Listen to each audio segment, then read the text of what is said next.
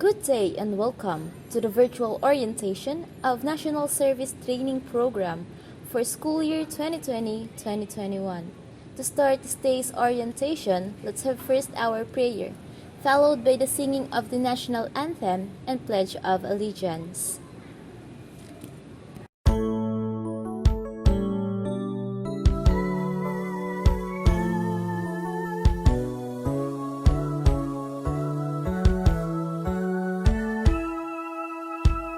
To you, O Lord, I will lift up my hands. I trust in you everything I have. To you, O Lord, I will lift up my soul. Please come into my heart and make me whole. Your name, O Lord, I will glorify. I'll praise your words and all your might. Your name, O Lord, I will magnify every day of my life, so I won't cry. Lord, teach me your path and show me the way.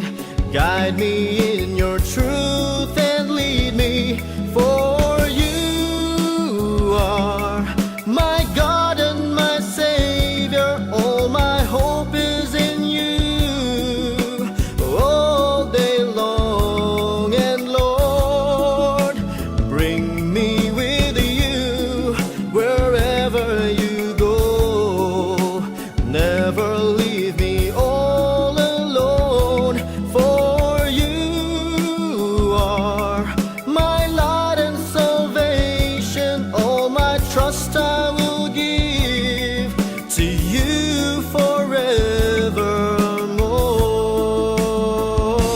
And Lord, please bring me with you wherever you go.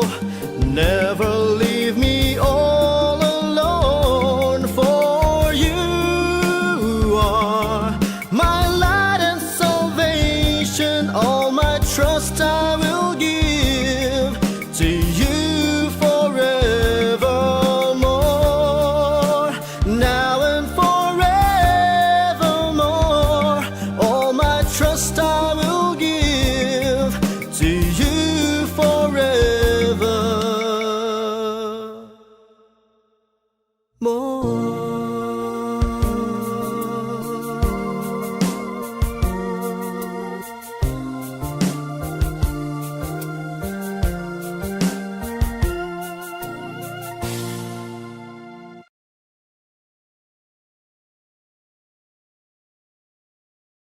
Bayang magiliw, perlas ng silanganan, alab ng puso, sa dibdib mo'y buhay.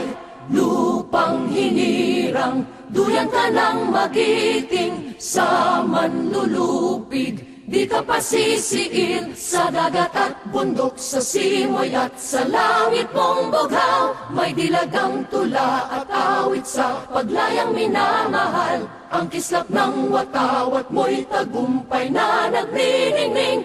Ang bituin at araw niya kailan pa may di magdidilim. Lupa ng araw ng walhati pagsinta, buhay ay langit sa piling mo.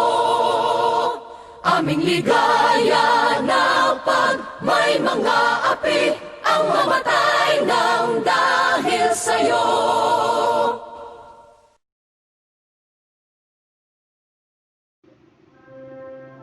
Panunumpa ng katapatan sa watawat ng Pilipinas.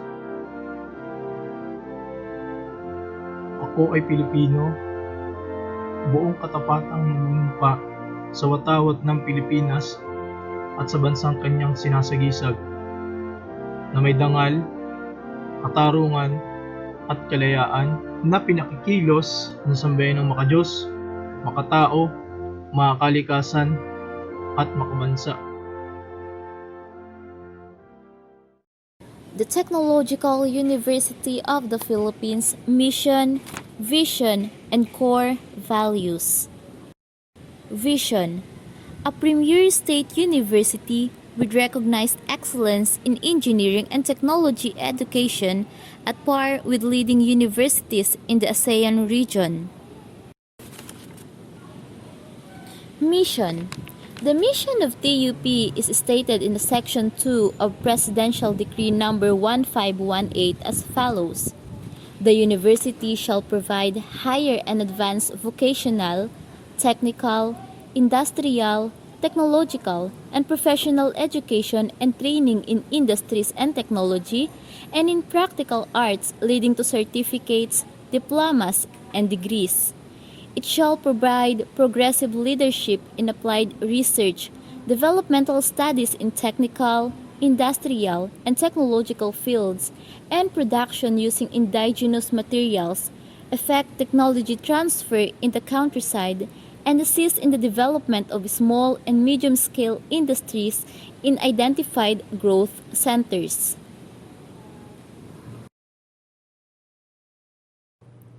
The core values. T. Transparent and participatory governance. U. Unity in the pursuit of TUP mission, goals, and objectives. P. Professionalism in the discharge of quality service. I. Integrity and commitment to maintain the good name of the university. A. Accountability for individual and organizational quality performance. N. Nationalism through tangible contributions to the rapid economic growth of the country. S. Shared responsibility, hard work, and resourcefulness in compliance. The TUP officials: Dr. Jesus Rodrigo F. Torres, University President; Dr. Junicio A. Espresión Jr., Vice President for Academic Affairs; Dr. Melito A. Bacay, Vice President for Research and Extension; Dr. Ricardo M. Delumen, Vice President for Administration and Finance; Dr. Maria Leonor F. Validor, Vice President for Planning and Development. The NSTP officials: Ms. Analisa S. Valenzuela, OIC Director; Mr. Redentor A. Hanaban, Assistant Director; Mr. Reggie Campomanes, LTS Coordinator; Ms. Brenda B. Balahaja, CWTS Coordinator; Mr. Julius De Los Trinos, ROTC Coordinator; Major Joy O. Villanueva, ROTC Commandant. The NSTP trainers: Ms. Daniela B. Andal, Mr. Ronel R. Botante, Ms. Debbie Michelle Beleno, Ms. Corazon Bunyola, Ms. Donna A. Calderon, Ms. Christine L. Celestial, Mr. Ruel I. Jacob, Mr. Reginald Greginor E. Laceda, Mr. Jomar Padua, Ms. Marcelina P. Puga, Mr. Rani M. Kiambao, Mr. John Terry E. Valdez, Ms. Elizabeth M. Verayo, Mr. Efren I. Parayan, Mr. Lord Nelson Zapata, Mr. Ricky L. Zara. Those are the set of our NSTP officials and trainers for NSTP 1. And to give us an opening remarks and brief introduction about NSTP, I will give the floor to the NSTP OIC Director, Ms. Analisa S. Valenzuela.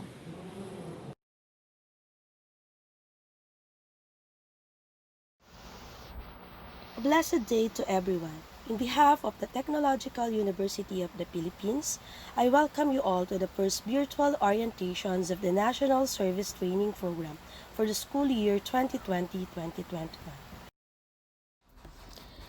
As per Republic Act 9163, otherwise known as the National Service Training Program Law, NSTP was conceptualized in keeping the concept of 1987 Philippine Constitution on national service to enshrine in its declarations of principle that Filipinos are duty-bound to protect the country while undergoing service program. This requirement is on the premise that the constitutional provisions which provide that the prime duty of the government is to serve and protect the people. Along this line, it prescribed the involvement of the young generation in the community affairs in order to secure the nations is clear to it. The states recognizes vital role of youth in nation building and shall promote and protect their physical, moral, spiritual, intellectual, and social well-being. It shall inculcate in the youth patriotism and nationalism and encourage their involvement in public and civic affairs. National Service Training Program Law is a program aimed at enhancing civic consciousness and defense preparedness in the youth by developing the ethics of service and patriotism while undergoing training in any of its three program components such as Reserve Officers Training Corps, ROTC, Literacy Training Service, LTS, and Civic Welfare Training Service, CWTS. Its various components are specially designed to enhance the youth's active participation and contribution to the general welfare and betterment of life of every Filipinos. As embedded in the law of 2001, it is assured a new direction in training the Filipino youth for the duties and responsibility of citizenship. This citizenship program intend to prepare the youth for their primordial task as nation builders and citizen soldier in response to the clarion call of the times. Today, as we encounter challenging times, the global pandemic caused by COVID-19 has been transforming the lives of millions of people in an unimaginable way for most of us. The dramatic changes have been taking place so quickly that most of the world's populations have been caught off guard. We are trying to adapt to this new normal with the hope that the pandemic will end soon, although it is impossible to predict how long it will last and what consequences it will have for all. Moreover, this unprecedented outbreak of COVID-19, which resulted in the implementations of various types of quarantine, has greatly affected the education system. Efforts being made to address this have not contained the great challenges brought about by this health crisis. With this present condition, school administrators has enacted policies to help prevent the spread of the coronavirus. Many schools, universities have already begun their shift to blended learning, which include both the online classes and modular approach of learning, since face-to-face as a traditional way of teaching and learning is not possible at present. In view of this, the Commission on Higher Education and the Technological University of the Philippines, through the National Service Training Program sector, is committed to ensure educational continuity amidst the challenges. They have combined efforts to transform the delivery of NSTP to an effective, flexible learning, teaching and assessment approaches in relation to the moral of citizenry and development of youth as nation builders.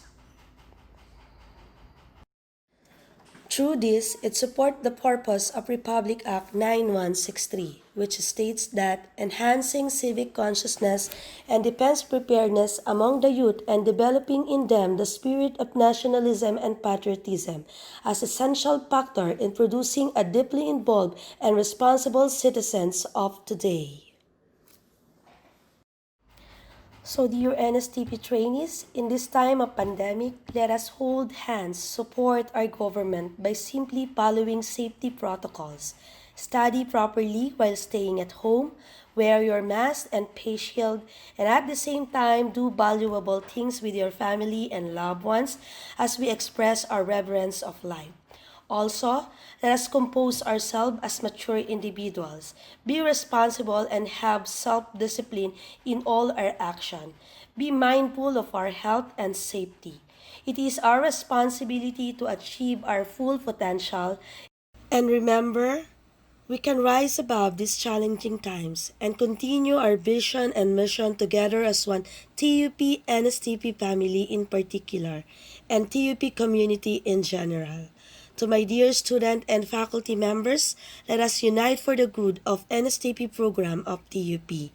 With all this, may God bless us all.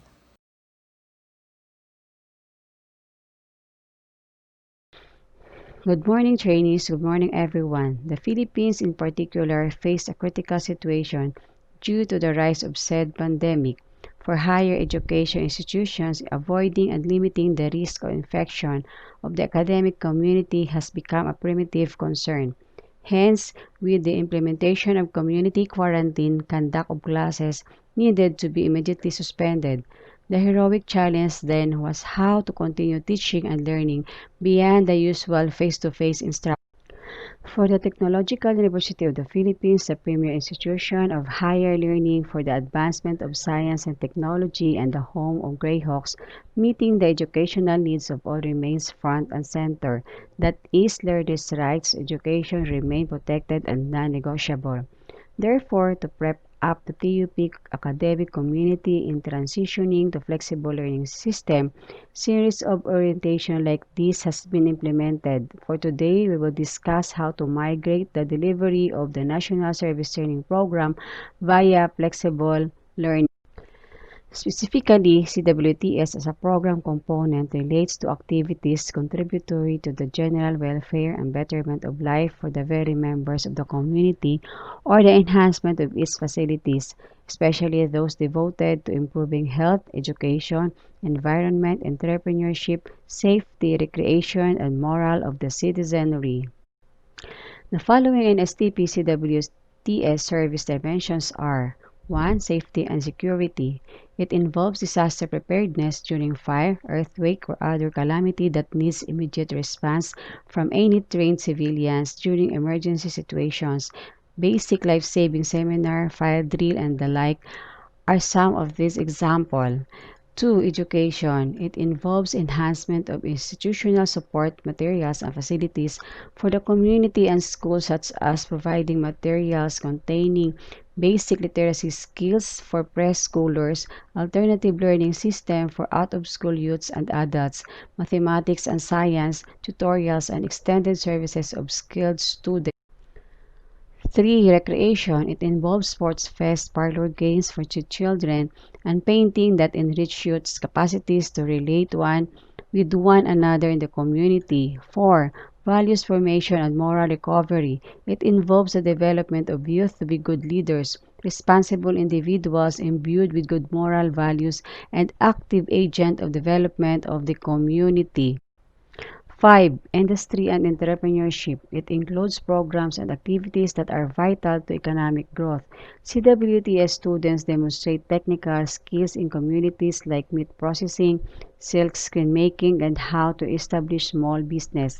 6. Care for health. It aims to give knowledge on medical related fields and extend health services needed consistent with the guidelines established by IATF and CHED through COVID-19 Advisory Number 7 and other related issuances mandating flexible learning delivery as the mode of instruction in this time of pandemic, it is imperative to review and revise the present structure and format of implementation of the NSTP, particularly the CWTS program component, in migrating what used to be a group-based, community-focused program into individualized remote training regimen, but without compromising the quality of program output and outcome in the new normal education. As an organization or a community, staying flexible can mean finding opportunities amidst the chaos. This is exactly what we advocate for NSTP in CWTS. This is our mandate, this is our cause. So let's all together brace this time of uncertainty as we face the difficulties and challenges of this academic year in the hope that one day soon this crisis is all over. Meantime, let us move on and move forward. Tara, sama-sama nating salubungin ang bagong norma sa TUP, NSTP, CWTS tungo sa matibay na ligi ng bayan. With this, I would like to welcome all of you to the NSTP CWTS family. Good luck to all of you and God bless. Thank you for listening. Keep safe and hope to see you soon. Mabuhay tayong lahat. Reserve Officers Training Corps ROTC refers to the program component designed to provide military training in order to motivate, train, organize, and mobilize students for national defense preparedness. Military Science MS1 will serve as introduction of the basic ROTC program. Subjects under this component are common to the three branches of service of the Armed Forces of the Philippines: Philippine Army, Philippine Navy, and the Philippine Air Force. It includes lectures and practical exercise on drill and ceremonies, map reading, individual combat tactics, and weapon training. Likewise, training on basic life support BLS and disaster relief and rescue operation are included in this component. LTS stands for Literacy Training Service, and its focus is on the development of the literacy and numeracy skills, most especially of the out-of-school youth. Therefore, it is mostly taken by the CIE students. College of Industrial Education align when it comes to the LTS specialization. However, some of the qualifications that the LTS training must possess is that, first, you have the willingness, patience, and passions to teach and embrace children and youth, especially those from deprived, depressed, and underprivileged communities. Second, you should also have the heart of giving services without expecting anything in return. We call this true love. True love is the heart of giving and giving continuously. Kaya naman, it is really not easy to be an LTS trainee. Discipline and the spirit of volunteerism with pure motivations and intentions must be there. With this, we hope that you were able to get an overview of what is NSTP. Again, to all of you, welcome to the NSTP family. Thank you and good day.